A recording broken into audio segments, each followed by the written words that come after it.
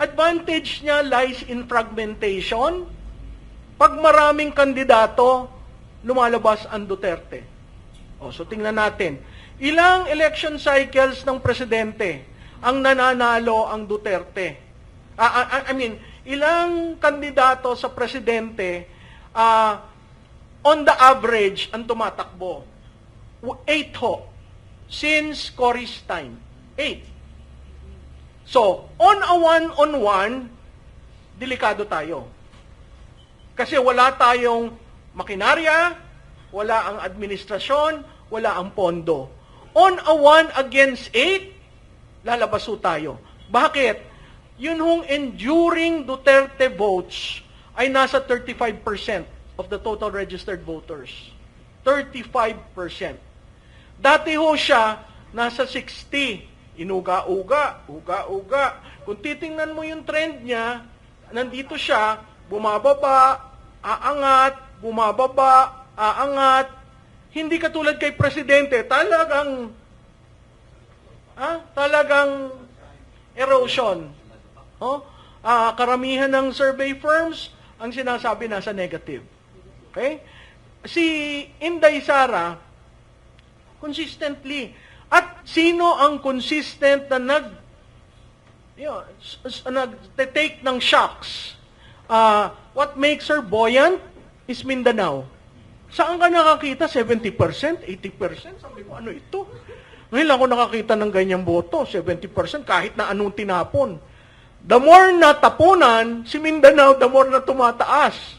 Kaya nga sabi ko, itong administrasyon at ang latest, ang administrasyon nagpagawa ng 35,000 survey, 35,000 respondents. Wala akong kopya. Nanghahanap ako yung mga kaibigan ko sa administrasyon. Ang sabi sa akin, Duterte ka naman, bakit ka namin bibigyan? Hulaan nyo ano ang kanyang preference. Nasa 60. Kaya na-alarm sila, si administrasyon, nako, at kaya ko sinasabing brilliant move yung ginawa ni Inday, kasi mapipilitan ngayon si administrasyon, sino ang kandidato natin? Di ba? Naghahanap sila. Sige, maghanap kayo, mag-away-away kayo. Ang malala, yung sa kabila, yung sinasabing kainsuka. At nagagalit ang mga kaibigan ko sa liberal, maluwag mo naman kaming tawaging kainsuka. Ay, bakit sa usapin ng korupsyon, ayaw niyong tumindig? Simple lang. Kung mahal niyo si Marcos, hindi sige, mahal niyo na. Pero sa 1.5 trillion to 1.9 trillion, wala kang sasabihin. Diba? Parang may mali doon. Bakit ito napakahirap pagsamasamahin ang Pinklawan, ang Dilawan, at ang Makabayan? Ay kailangan ho kayong maglista. Bakit tayo nag-alliance building? Sino ang sa taas? Sino ang pangalawa? Paano ang galaw natin? Okay? So, marami ho dyan.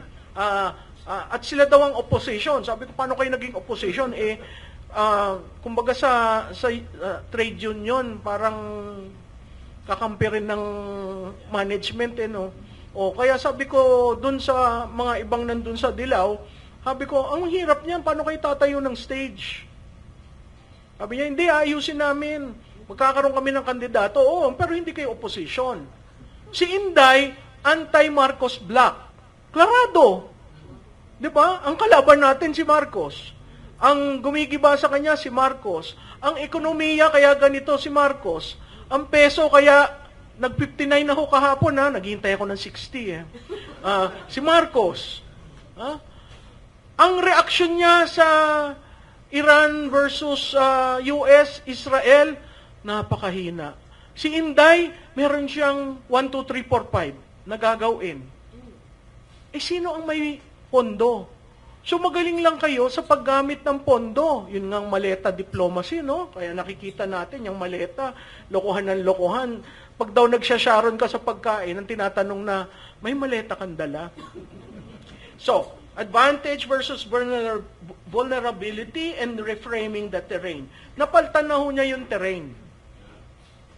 Hindi siya front runner siya. Sabi sa akin ni Joey Salceda, hindi naman sigurado yung mananalo. Bakit? Sino bang kandidato nagsabing panalo siya? Sinasabi lang namin, competitive siya. Ngayon, kung hindi nyo naiintindihan yung base support, may problema kayo kasi kayo walang base. Oh, tinanong sa akin, si Lenny, may base daw, 27%. Paano mo masasabi yung baseng yun? Isang beses lang siyang tumakbo. Hindi, 2 election cycles, tapos nag-mayor. Mahirap pong umakyat uli ng national pag pag nag-mayor ka.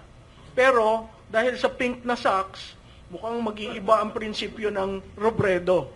Oh, natawa naman siya, sabi niya, bakit mo naman sinabing ganun? Ay, kung liligawan ka at magpapaligaw ka, sasagot ka dahil naka-pink na socks?